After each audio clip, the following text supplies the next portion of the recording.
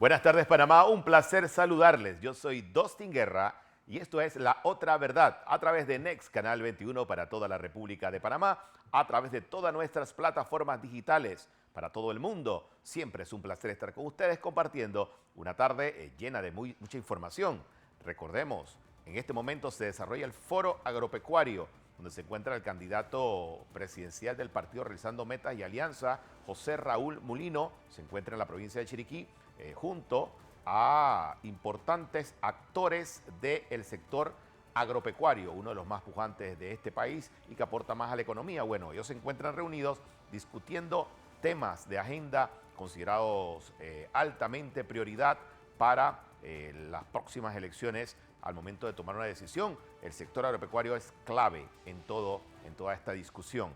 Bien, vamos a iniciar este programa hablando de la carta que envía un grupo de respetables abogados, politólogos y juristas del país, ex embajadores, ex diplomáticos que tienen mucho peso en la opinión pública de Panamá. Le envían una carta formal a la Organización de Estados Americanos donde advierte lo que está ocurriendo en Panamá sobre la candidatura de José Raúl Mulino, sobre una demanda de inconstitucionalidad que se encuentra en la Corte Suprema de Justicia y que mantiene en vilo la candidatura de José Raúl Mulino.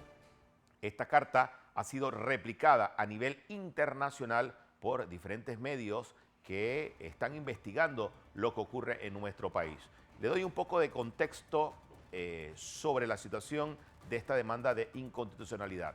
Se presenta por una abogada a apellido Caramañitis, presenta esta demanda.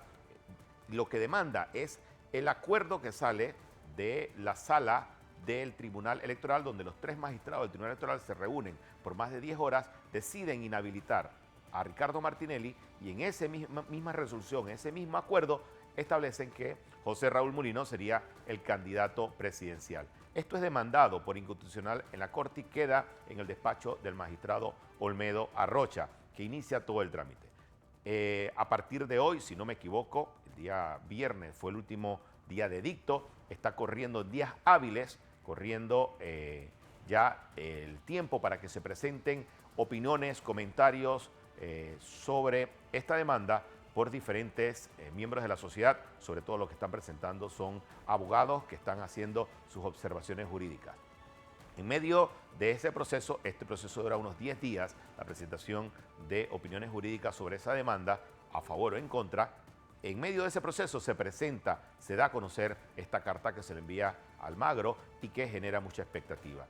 Hemos contactado a Raúl Molina, quien es abogado y conocedor de esta materia, para hablar sobre esta misiva que genera mucho impacto en la opinión pública. Buenas tardes, Raúl, bienvenido a este programa. ¿Cuál es tu opinión sobre este documento? Buenas tardes, Dustin, y al público que nos escucha. Mire, yo leí el documento y me parece un documento bastante mesurado, que surge de la preocupación de varias personas que sienten que detrás de esta demanda de inconstitucionalidad hay un deseo, un intento no tan oculto de inhabilitar al candidato José Raúl Mulino. Básicamente ese es el objetivo de la carta, hacer un llamado de atención a la OEA para que active los mecanismos establecidos por la propia organización a fin de alertar dentro de sus prerrogativas que existe esta posibilidad en Panamá de utilizar los mecanismos judiciales para impedir una candidatura de una persona que ni siquiera está sujeto a un proceso judicial como sí lo era el candidato principal en este caso.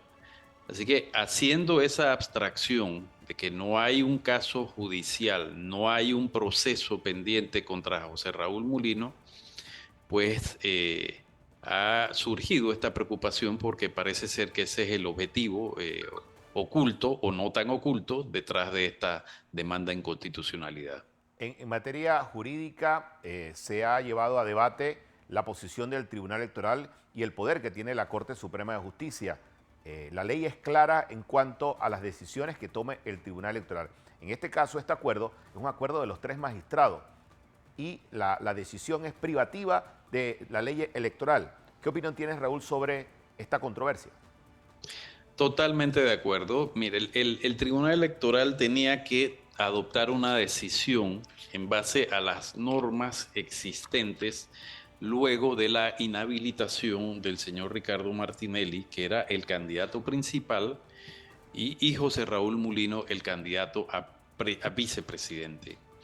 Cuando la Corte Suprema de Justicia condena al señor Ricardo Martinelli y ya le comunica al Tribunal Electoral que esa condena está en firme, pues el Tribunal Electoral tenía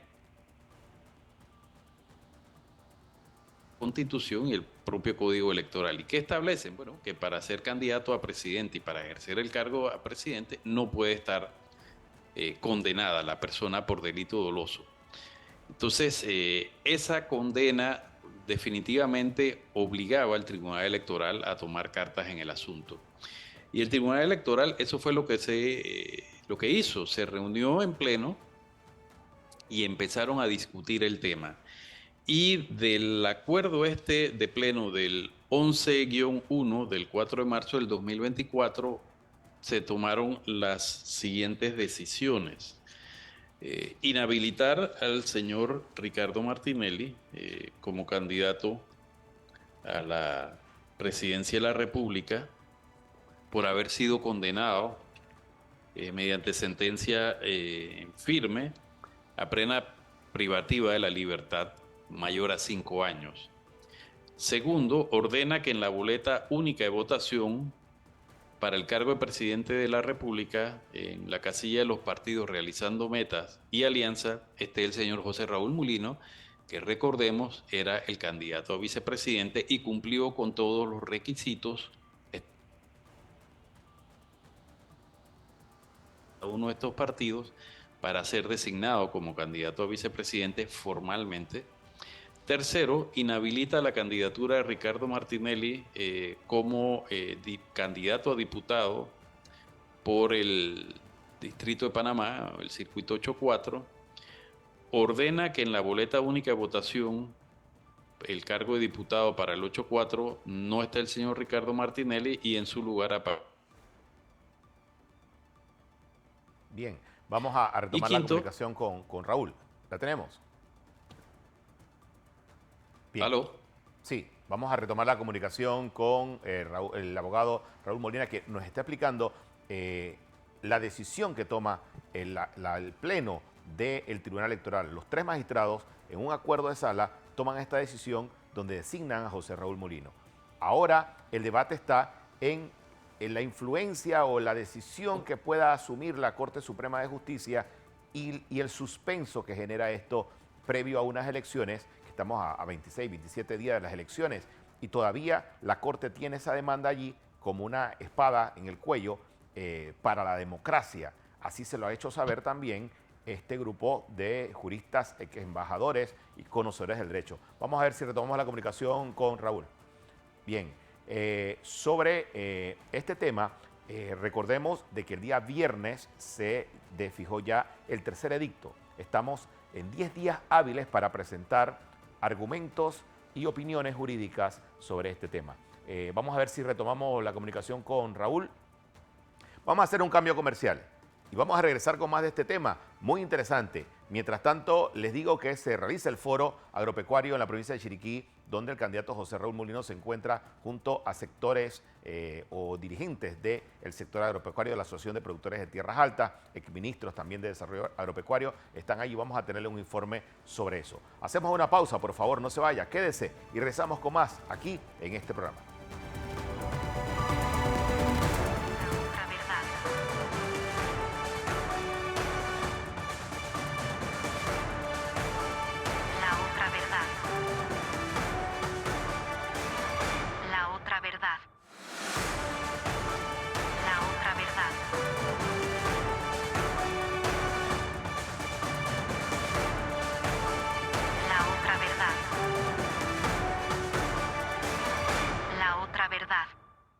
Qué bueno que siga con nosotros aquí en La Otra Verdad. Retomamos la comunicación con el abogado Raúl Molina. Estamos hablando sobre la carta que envían un grupo de ex diplomáticos, politólogos, juristas importantes de este país a la Organización de Estados Americanos, advirtiendo lo que ocurre en el caso de José Raúl Mulino y su candidatura presidencial, donde existe una demanda de inconstitucionalidad que dirime en este momento la Corte Suprema de Justicia. Raúl, hablaba sobre el acuerdo del Tribunal Electoral donde se designa a José Raúl Mulino como candidato a la presidencia de la República y lo legal de este acuerdo. Correcto, te explicaba que ese acuerdo se basa en algunas disposiciones del Código Electoral y una de las que expresamente menciona es el artículo 362, que dice: si un ciudadano declarado idóneo como candidato perdiera el carácter de postulado, su suplente asumirá el lugar del candidato principal. Si el que fallece o renuncia es el candidato suplente, el principal aparecerá sin suplente en la boleta. Lo dispuesto en este artículo se aplicará también cuando el candidato a principal o suplente de diputado, alcalde, concejal o de representante de corregimiento cambie su residencia a otro circuito electoral, distrito o corregimiento según sea el caso. Entonces, lo que se ha alegado es que, a ver, el Tribunal Electoral estaba obligado a tomar una decisión y al no haber una norma específica en el Código Electoral que se refiriera a una situación como la de la nómina a Ricardo Martinelli y José Raúl Mulino, la única norma que era más o menos parecida o que tenía relación con el tema era este artículo que acabo de leer. Y eso fue lo que aplicó el Tribunal Electoral. Ahora, podemos entrar en la discusión de si ese artículo entra en contradicción con lo establecido en los artículos 177 de la Constitución, pero esa es otra discusión. El Código Electoral se limitó a tomar una decisión y para tomar esa decisión aplicaron el artículo 362, que en mi opinión era la única norma aplicable en este caso, porque no existe otra disposición en el Código Electoral. Y no le es permitido a los jueces el no fallar una controversia escudándose en que no existe una norma aplicable. Si no existe una norma aplicable, tienen que buscar una norma que más o menos, y si no existe, tienen que aplicar la analogía o buscar casos similares en otra jurisdicción. Pero los jueces, y en este caso el Tribunal Electoral, más que como un ente de regulación de elecciones, actuaron como jueces porque tomaron una decisión, se vieron obligados a tomar esa decisión y esa decisión, de acuerdo a lo establecido en el Código Electoral, es la decisión correcta. Bien, este caso es inédito, Raúl.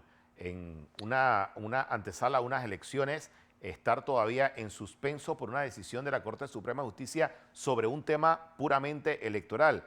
Y creo que eso lo contempla la carta que remiten a la OEA estos reconocidos y respetados juristas y políticos. Correcto, así es.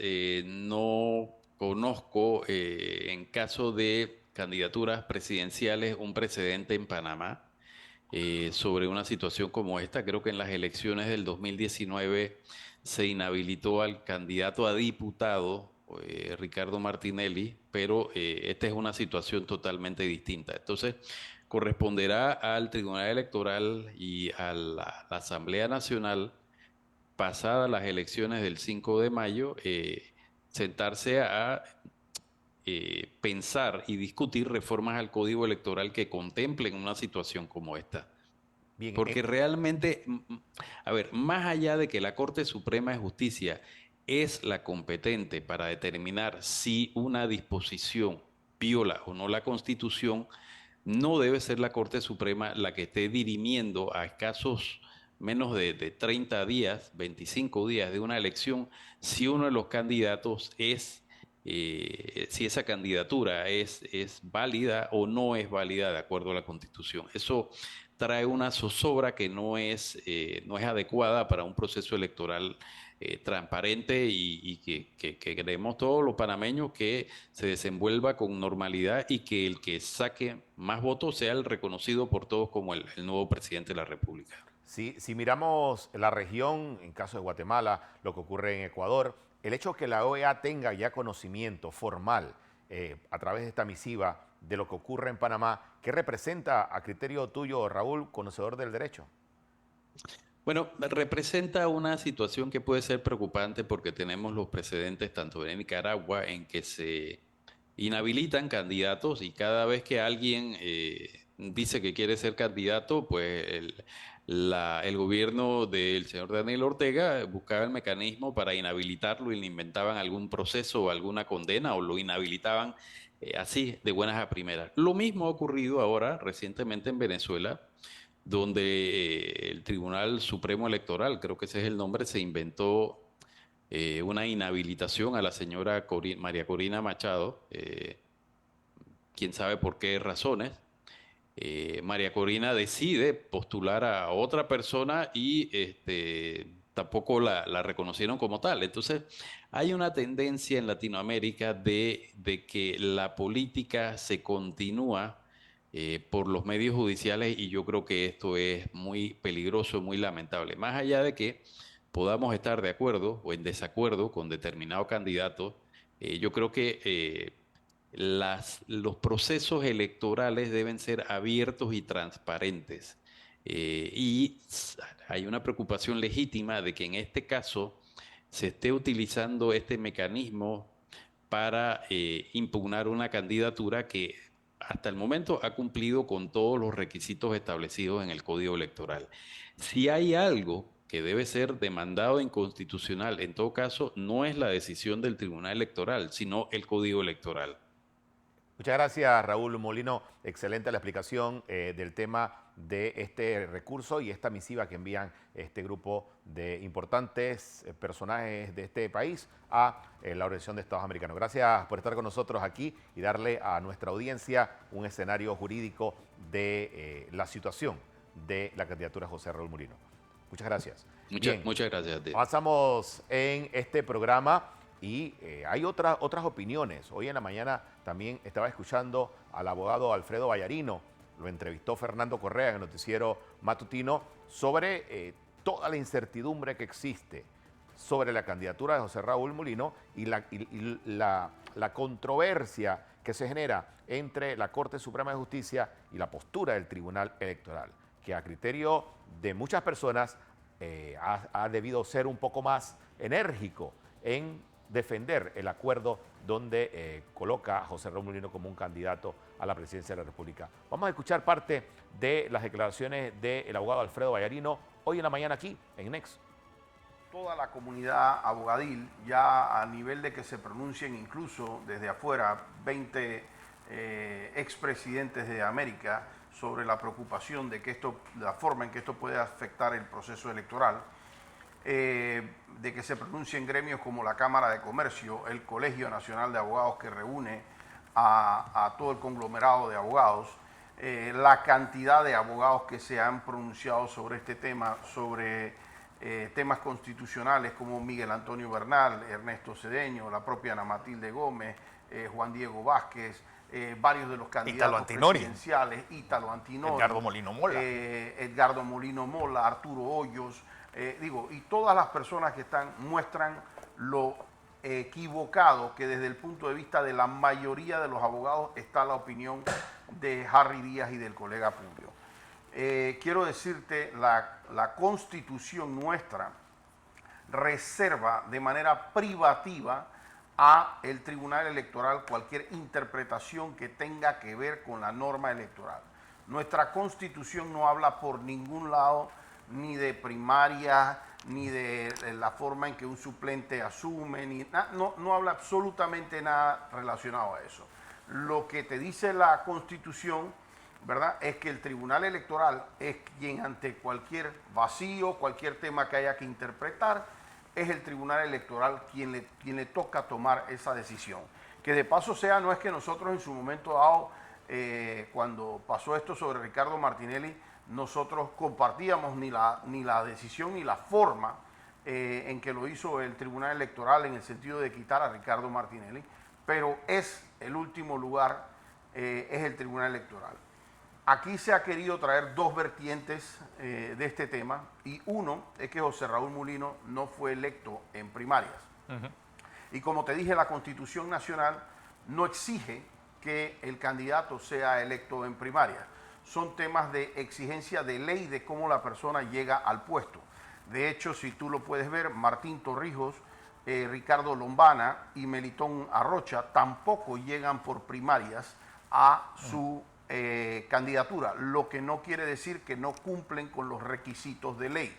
El tema a revisar desde el punto de vista legal es si la candidatura a vicepresidente cumplía con los requisitos legales establecidos en el Código Electoral, y la candidatura de José Raúl Mulino así lo cumplía. ¿Por qué? Porque establecía que debía ser designado por el candidato a presidente y ratificado en este caso por los directorios de ambos partidos. Es decir, el sistema democrático de ambos partidos y la forma en que está contemplada en la ley electoral igual para todos los candidatos, es decir, no hay un tema aquí de igualdad o de falta de igualdad en las partes, porque esto es igual para todos los candidatos, establece que la fórmula en que se escogió correctamente a José Raúl Mulino era la forma en que él era correctamente el candidato a vicepresidente. La ley electoral, no la Constitución, establece en su artículo 362 qué pasa si el candidato principal por cualquier parte termina no pudiendo competir en la elección. Y en este caso establece que quien es su suplente asume el cargo. Es decir, José Raúl cumple con todo lo que está diciendo la ley, y esto tiene precedentes en Panamá, incluyendo el precedente que tenemos con Mayín Correa.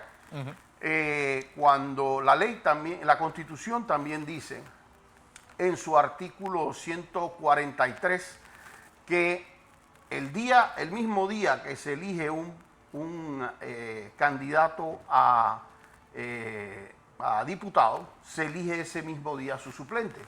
Sí. Sin embargo, en el caso de Mayín Correa, por razones de fuerza mayor que se conocen en derecho, caso fortuito, etcétera, no pudo darse esa circunstancia porque se había precisamente inhabilitado a Ricardo Martinelli.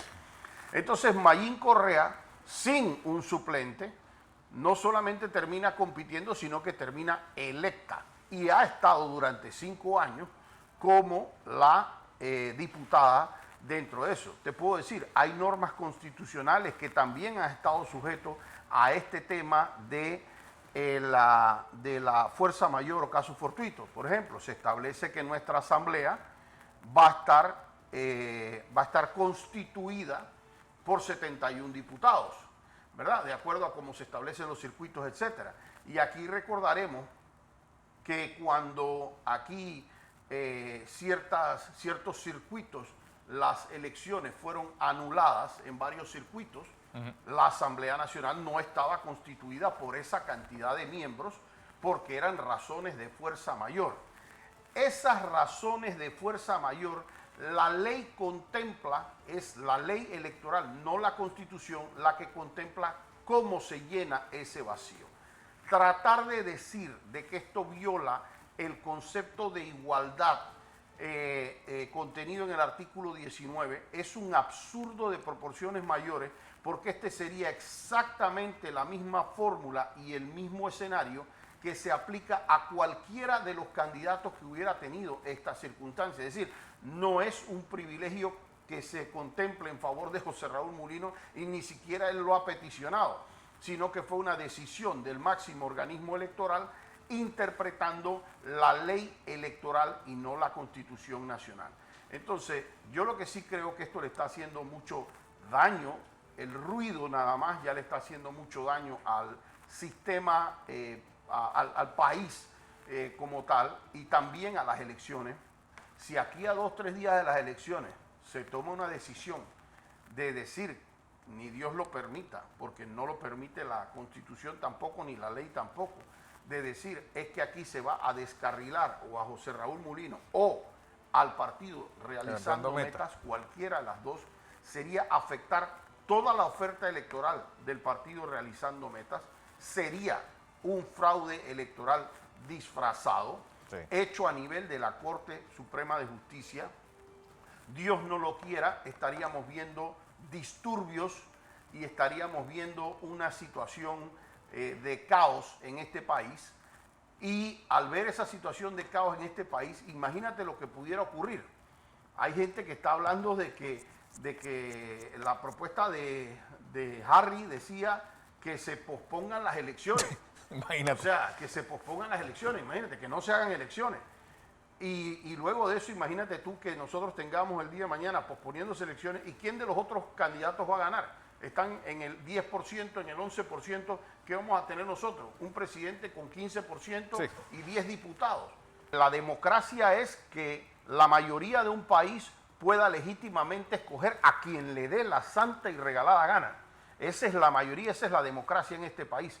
El día que se pueda permitir aquí que 5 personas tomen las decisiones que debe tomar la mayoría de las personas, se acabó la democracia de Panamá. Claro. Y si se acaba la democracia de Panamá, entiendan que justo pegado a eso se acaban, en efecto, los grados de inversión, se acaban las inversiones en Panamá, se acaban todos los grandes proyectos, los capitales huyen de un país. Yo le hago de verdad un llamado a la Corte Suprema de Justicia. Piensen en el país en el que ustedes viven, en el país de sus hijos, en el país que le quieren dejar a las próximas generaciones.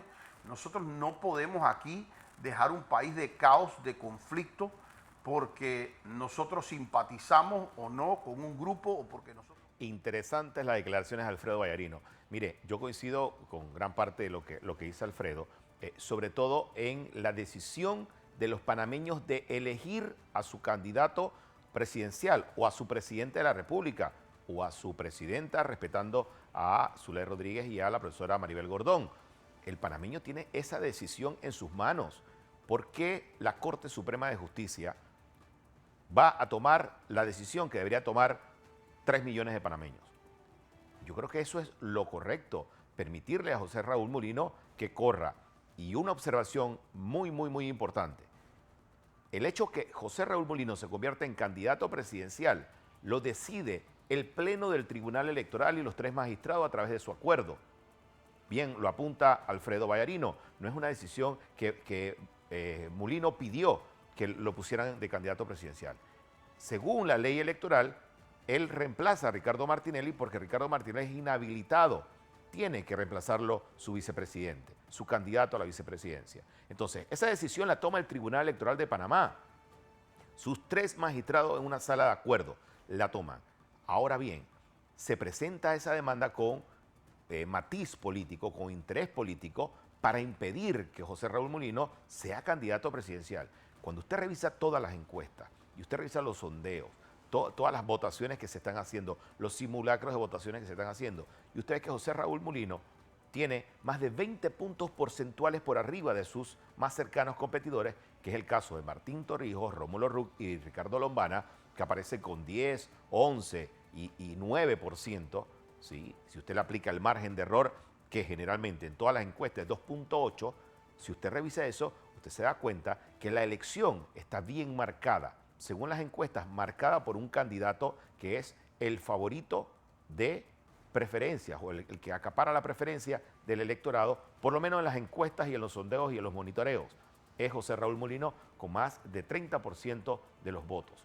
Entonces, si usted a través de movidas políticas quiere dejar fuera de la carrera a un candidato presidencial designado por el Tribunal Electoral, utilizando el argumento, y son pocos los que han presentado, entre esos Harry Díaz y el abogado Predeschi, han presentado sus argumentos jurídicos para decir que es inconstitucional la designación de José Raúl Mulino.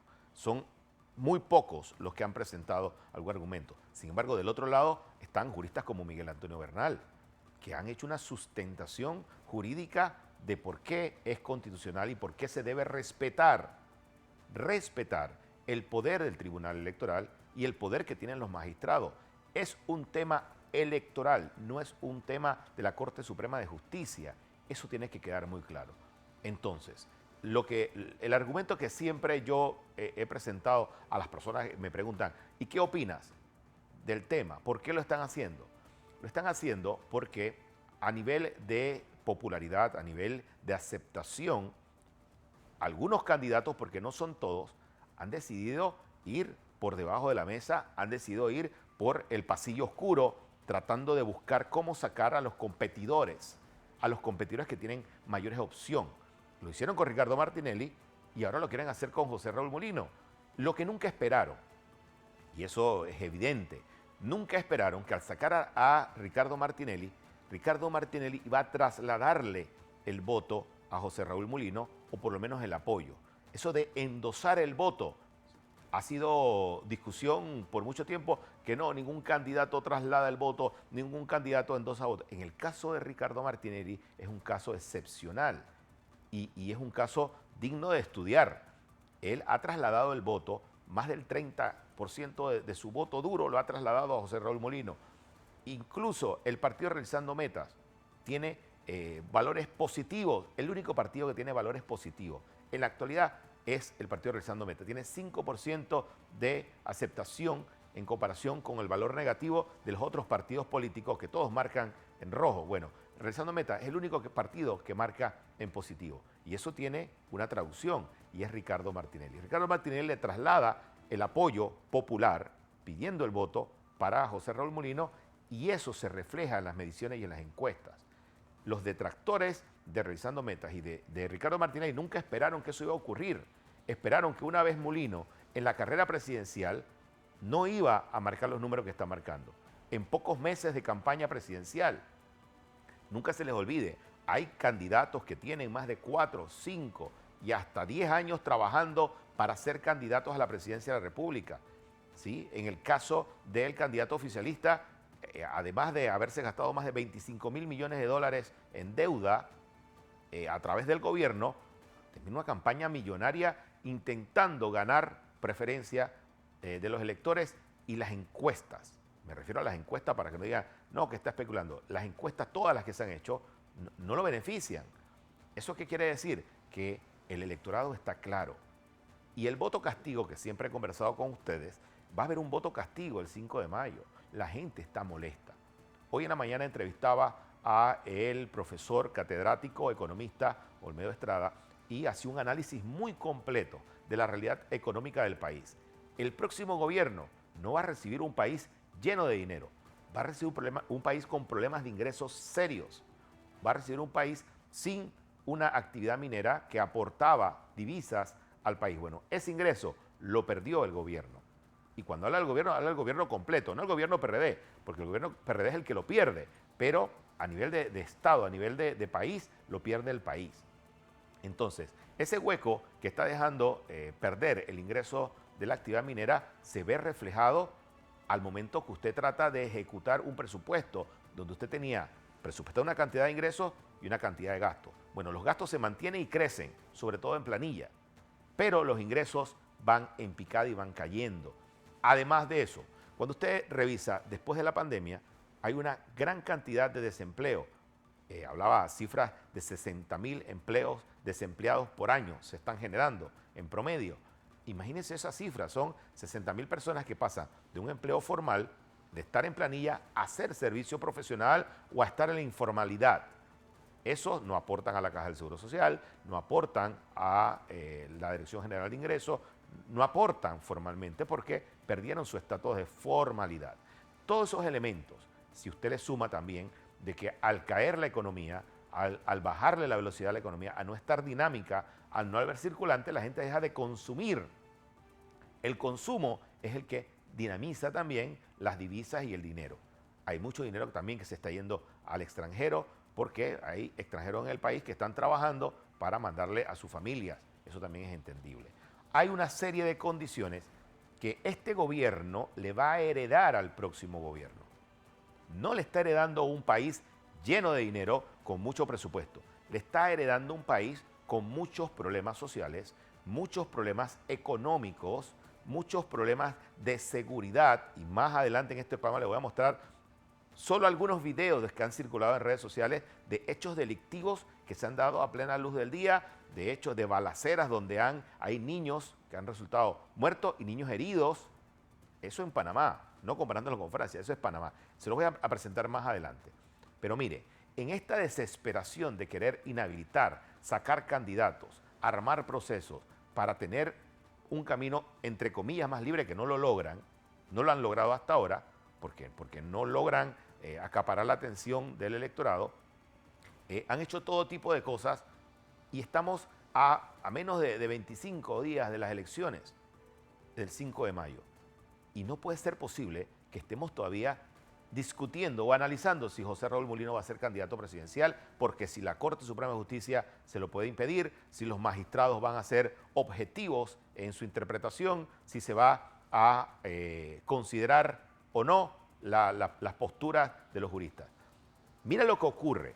A Zulay Rodríguez, que es candidata independiente, que sí pertenece al Partido Revolucionario Democrático, pero es candidata independiente a la presidencia de la República, a la alcaldía de San Miguelito y a la diputación de San Miguelito, le reviven un proceso judicial, la llevan a la corte, le intentan imputar los cargos para alejarla de la campaña política y de alguna forma lo han conseguido porque hasta le han montado audiencia, una audiencia de imputación. Existe toda una controversia detrás de Zulay Rodríguez que hoy trata de hacer campaña política a sus puestos, a los que está aspirando, pero por otro lado también se está defendiendo.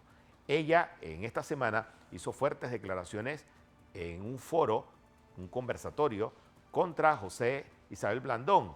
Bueno, Zulay Rodríguez, después de esta controversia en el foro, hoy se fue a la sede del Partido Panameñista y tenemos las imágenes. Vamos a ver qué decía Zulay Rodríguez, que se fue allá a protestar directamente a la sede del Partido Panameñista. Este es uno de los videos que se toma desde la parte interna del partido. Vamos a escuchar y luego le pongo el video de la parte externa, donde Zulay Rodríguez habla y denuncia que José Isabel Blandón fue parte del gobierno de Juan Carlos Varela y responsable de una serie de leyes que pretendían afectar el bienestar de los ciudadanos. Escuchemos. Supuesta libertad de expresión. Aquí tenemos al Partido Panameñista que hablan de un movimiento de transformación social, mientras el que es su candidato no solamente me insulta, no solamente me intimida, sino que a él le dieron oportunidad para decirme un poco de palabras descalificativas, mientras a mí me cortaron el micrófono. Pero bueno, aquí estos señores fueron los que se prestaron con los nefastos reavalúos para quitarle las casas a los panameños. José Isabel Blandón se prestó para quitarle las casas, para quitarle los apartamentos. Sal y da la cara, Blandón. Ay, mira, ve cómo nos saludan. Gracias, ve, gracias. Miren, ve, aquí, porque son tan cobardes que no le dan la cara al pueblo panameño. Esto es lo que ustedes quieren escoger. Pero ahora, como tenemos el megáfono para decirle cómo nos reprimieron en el Hotel Intercontinental. Así que, para la próxima vez, vamos a llevar el megáfono para que no me corten al próximo debate. Blandón, dile cómo presentaste el proyecto de ley para que los panameños no tuvieran casa, para que tu municipio tuviera más de 200 millones de dólares. Y aquí tenemos las aceras enfrente de Vía Argentina que se inundan gracias al señor Blandón, que ya dijo que Odebrecht en su periodo no eran, ¿cómo era? Decían, eso no eran robos, sino que eran donaciones para ustedes. Así que lo que no me permitieron hablar, lo estamos diciendo enfrente del Partido Panameñista. Y la Vía Argentina inundada, gracias a usted, señor José Isabel Blandón. Muchísimas gracias, que Dios me los bendiga, pero como yo sé que ustedes no creen en Dios, que no creen en la familia, que son Agenda 2030, apoyan a la mina, Dios los ilumine para que la próxima vez hagan las cosas correctamente. Muchas gracias, hasta luego. Zulay Rodríguez en la sede del Partido Panameñista directamente fue a buscar a José Blandón. Esta controversia viene desde el día de ayer, esta pugna, en el foro, un foro que organizó el Colegio Nacional de Periodistas, donde se hablaba sobre libertad de expresión, quedó convertido en un, dime que te diré, entre los candidatos presidenciales, candidata presidencial, el caso de Zulay Rodríguez, y candidato a la vicepresidencia, el caso de José Isabel Blandón. es lo que ocurre en la política criolla. Está caliente. Y eso que todavía faltan algunas semanas y las campañas están arremetiendo unas contra otras. Lo cierto es que las mediciones están dando ya un mensaje, una línea hacia dónde va la opinión del pueblo panameño. Como siempre se lo recomiendo a usted que esté en su casa, al momento de tomar la decisión por quién votar, analice, piense las ejecutorias, si ese candidato realmente ha trabajado por su distrito, por su comunidad, en el caso de los representantes, candidatos a representantes, en el caso de los diputados, revise cuántas leyes presentó, qué gestionó para su circuito, hasta dónde usted lo vio en las calles, así como usted lo ve en las calles ahora pidiendo el voto, hasta dónde volvieron a regresar y le resolvieron algunos de sus problemas. Son cosas que usted tiene que tener ahí apuntadas. Sus bullets, tiene que tenerlos listos ahí para cuando venga ese candidato a pedirle el voto.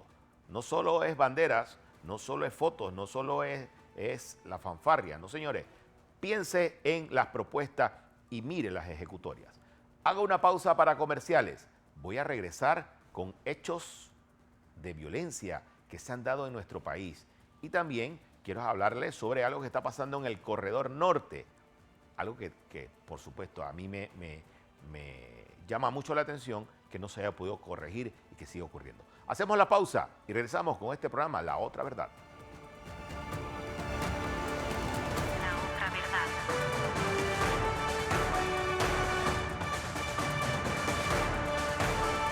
La otra verdad. La otra verdad. La otra verdad.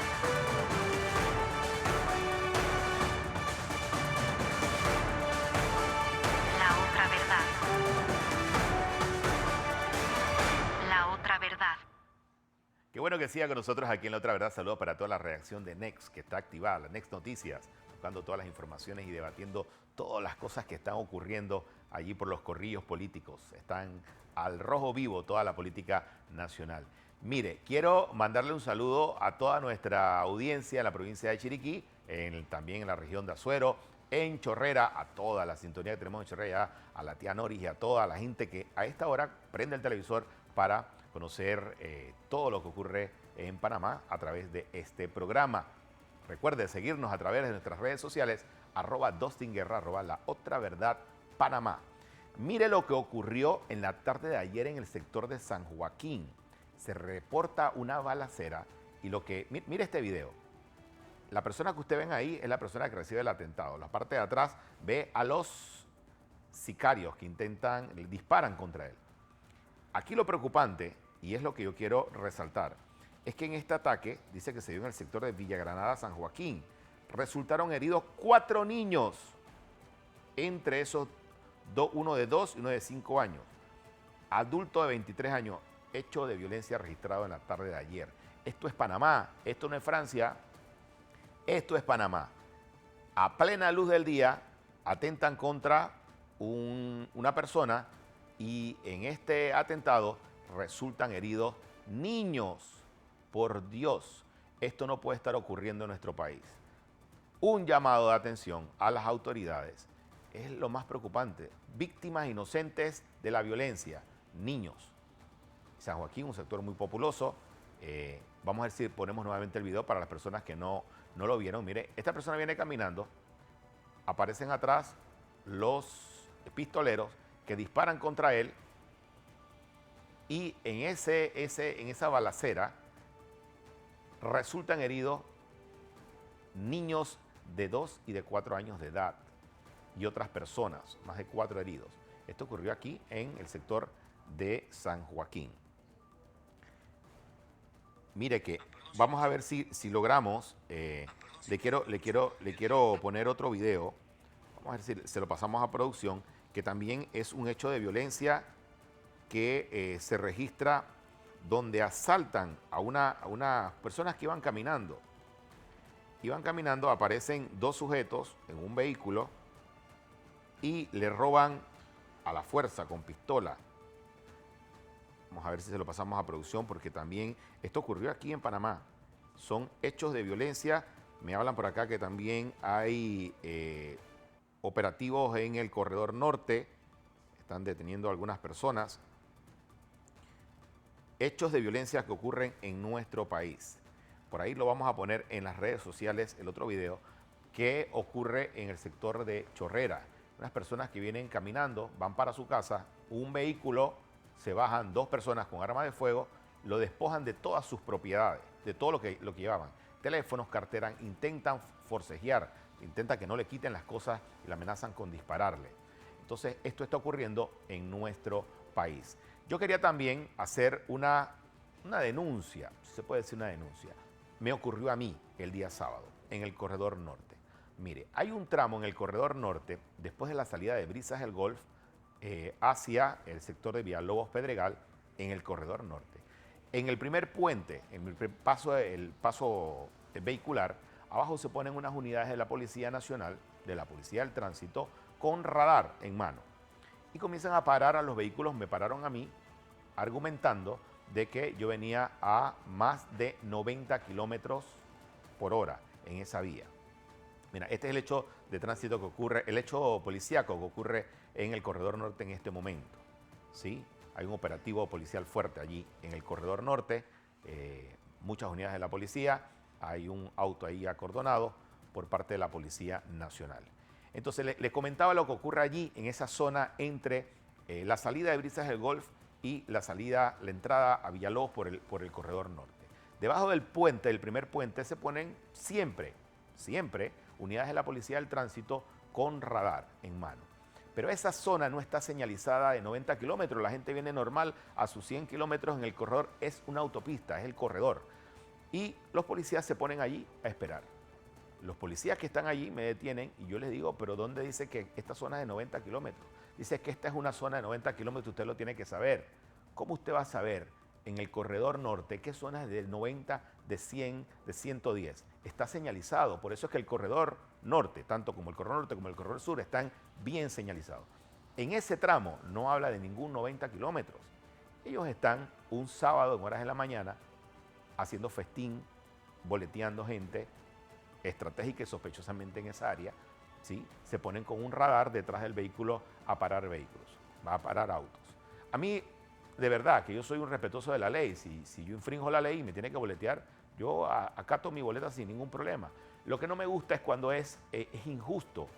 Si yo tengo la posibilidad de hablar y decirlo y denunciarlo, imagínense la cantidad de gente que tienen que haber parado que nunca vio que ahí hay 90 kilómetros. El corredor, casi todo el tramo del Corredor Norte es a 100 kilómetros. Algunas zonas cuando son salidas baja a 40 kilómetros.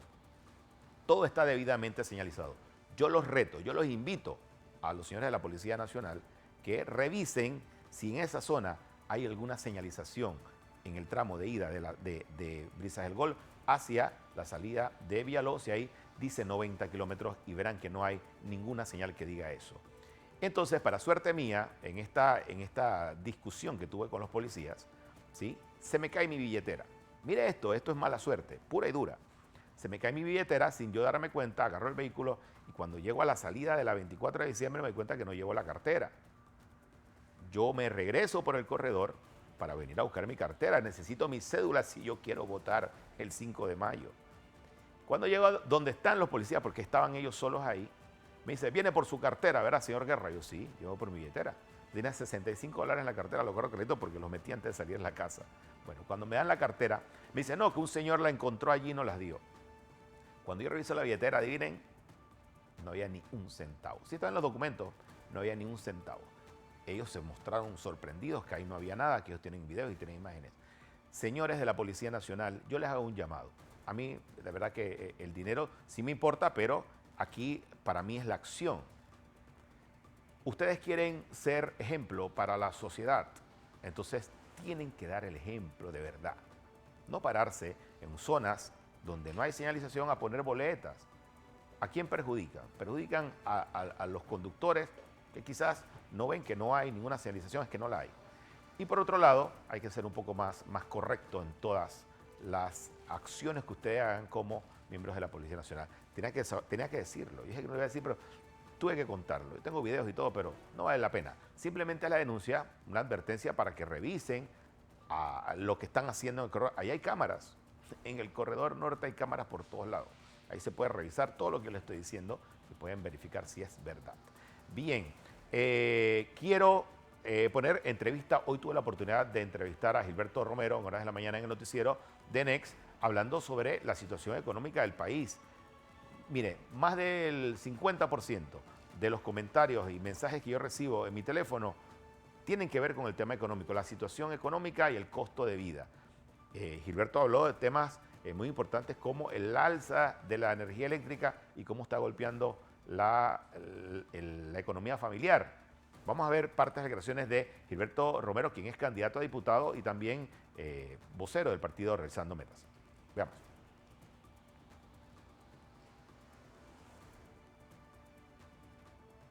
Bien, vamos a ver si tenemos las declaraciones de Gilberto, donde habla de estos temas de costo de vida y la situación que están enfrentando muchos panameños en este momento. ¿Cómo hago para pagar las cuentas? Y aumenta la tarifa de energía eléctrica y ese salazo no se lo quita nadie. Veamos lo que dice Gilberto. No, de forma inconstitucional, sobre todo eso es lo que hay que aclarar y señalar. Eso es declararle abiertamente al mundo de que aquí no tenemos una democracia y que lo que se pretende es que tengamos una especie de socialismo o de dictadura civil.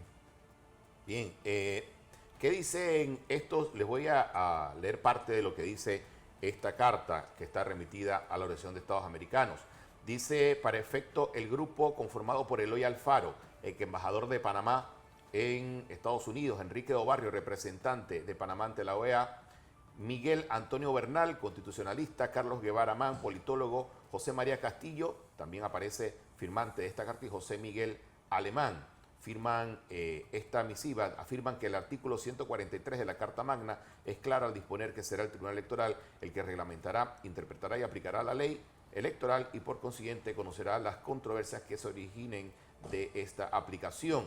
Los abogados remiten esta carta, este grupo de abogados, a el secretario de Organización de Estados Americanos, Luis Almagro, para que estén pendientes de lo que ocurre en Panamá en este proceso electoral.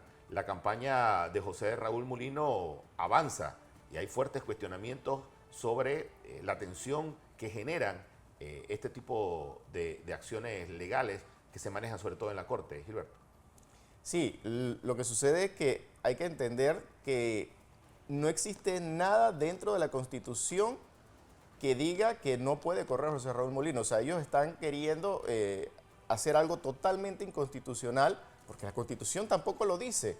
Entonces, el único que pudiera decir que José Raúl Mulino pudiera correr o no si no cumpliera con algún requisito es el Tribunal Electoral, pero el Tribunal Electoral ya se ratificó y ha dicho una y otra vez que José Raúl Mulino ha cumplido con todos los requisitos para poder correr en las elecciones. De hecho, ya hasta tiraron las papeletas.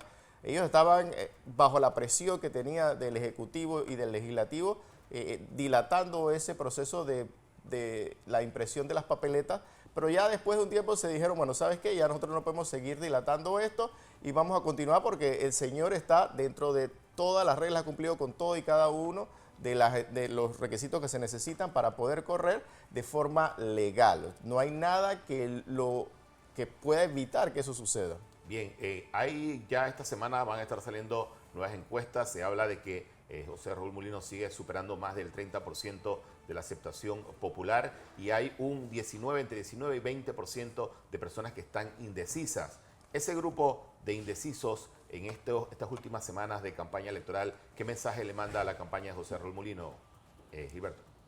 Bueno, es evidente que hay una campaña sucia y negativa contra el partido Realizando Metas, y eso es simplemente porque los poderes económicos y políticos de este país quieren seguir manteniendo a Panamá en un letargo, quieren seguir hundiéndonos cada vez más, quieren seguir endeudándonos, quieren seguir llevándonos más cada vez a la pobreza. Así que no sigamos el juego de estas élites y yo les digo a todos ustedes, no hagamos lo que hemos hecho en casi todas las elecciones, que es escoger el menos peor. En estas elecciones podemos escoger al más capaz y el más capaz es el señor José Raúl Mulino y que él va a ir de la mano en la presidencia del señor Ricardo Martinelli y de todo el equipo de Realizando Metas para sacar adelante a Panamá del abismo en que nos ha dejado este gobierno y el anterior. Dice que el abismo, sobre todo en materia económica, porque el costo de vida es el dolor de cabeza de los panameños, también según todas las encuestas. En tu caminar buscando una curul, ¿qué has logrado? Mire, por acá me dicen que se filtró, lo publica el diario La Prensa. Yo reitero, yo no tengo ningún problema de decir cuando darle el crédito a los medios. Dice que publicaron la base de datos de los auxilios económicos del actual gobierno, PRD. Y está la base de datos completa de todos los auxilios. Y hay ministros, hijos de ministros, hijos de directores. Eso es un verdadero escándalo. La cantidad de auxilios económicos se han dado a través del IFARU a personajes y familiares de miembros del actual gobierno del presidente Laurentino Cortizo y Gaby Carrizo. Muy bien, llegamos a la parte final de este programa. Los invito, por favor, mañana tenemos mucha información en el Noticiero Matutino. Más adelante también ya se prepara todo el equipo de noticias con el Noticiero Estelar. A todos mil gracias, nos vemos mañana en La Otra Verdad.